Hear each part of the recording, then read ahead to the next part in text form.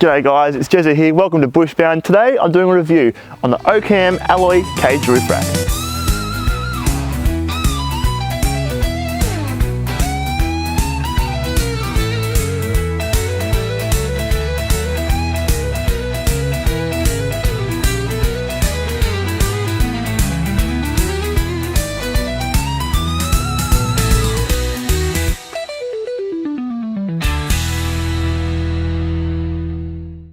Alright, a few things before we start guys. If you're new here, hit that subscribe button so you don't miss any more future videos. We've got a few 4-drive trips coming up really soon, so don't miss them. And if it's not your first time here, welcome back. Let's get into the video.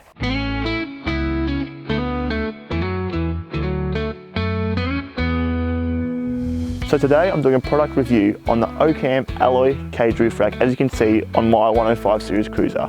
Now this roof rack is very popular. I've seen it a lot on a lot of cruisers like this, a lot of 80 series, a lot of 100 series. And the reason why it's quite a popular rack is because it's budget friendly, which is a nice way of saying it's pretty cheap. I bought this rack probably 2.5 years ago on special for 548 bucks. I went back to OCAM's website today just to have a look at it, and it's still on special for the exact same price. I don't know if it's always on special or if it's just a coincidence, but yeah, it's a pretty cheap rack compared to a lot of the other brands. So is this rack still a good option if you're looking for a roof rack, even though it's one of the cheaper ones on the market? Well, let's find out.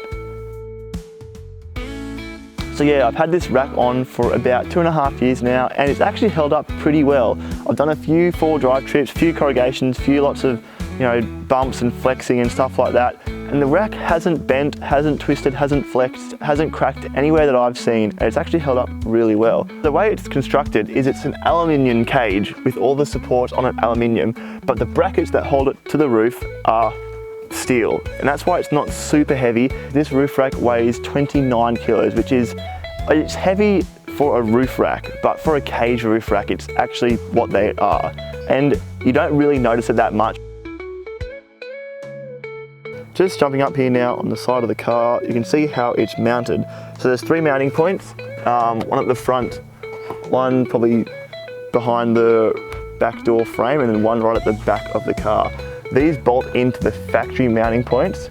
You can see there, most cruisers have a rubber slip that sits in here and just protects it from water and dirt. Mine doesn't have that, it didn't come with it when I got it second hand. That's why I don't have it, but you can see clearly how they're bolted in just like that. There's one bolt on either side of this bracket. And then basically this bit here is like an L piece, and it just bolts on, and then this covers it, the whole thing. You might be able to see there the back, the bolts that bolt the L bracket to the foot. And so there's 1, 2, 3 on each side. Now on this series of LandCruiser, there is a 4th spot. You can see those 2 bolt heads there to mount another support. Most roof racks only have the 3, but there is an option for the 4th. And I know if you have a 3/4 length roof rack, this is a full length, but if you have a 3/4, the edge of it will only come to those other mounting points. It was a bit of a pain trying to get it up there. You definitely need 2 people, and I did scratch my roof in a few spots, which is, yeah, you can't tell, but there's a thing to be wary of if you're installing it. Have 2 people, and yeah, just watch out for scratching your roof.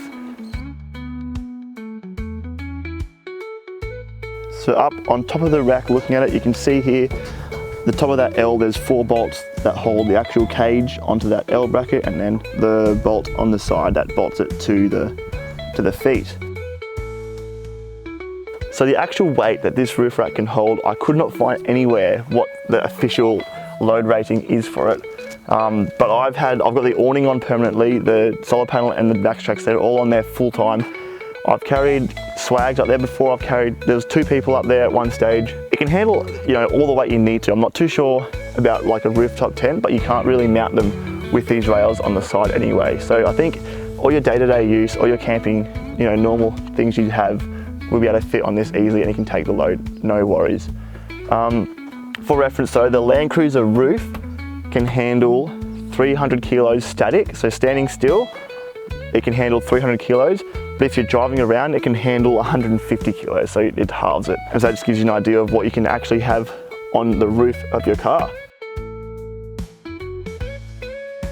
So So as far as the dimensions of the rack go, this is the full size cage rack. They make the 3/4 and a half, but this is the full size. It's 2200 long, so 2.2 meters long, and then 1250 wide. And then the height, it says 150 mil, but I'll check that now for you. So the height of the actual cage is 150, but it increases your roof height by much more than that, as you can tell. Yeah, it's probably 220. Yeah, 220 higher off the base of the roof. This is at the back of the vehicle. Obviously it'll be different as you go along, but at the back, yeah, it's adding 220 to the height. Also, the bottom of the rack sticks up about 90 mil off the skin of the roof at the back as well. It'll be different, but generally the back is the highest. It sticks up 90 mil off the back. So that just gives you an idea. If you're mounting stuff on there or under there, you know, it gives you an idea of how much space you've got to work with.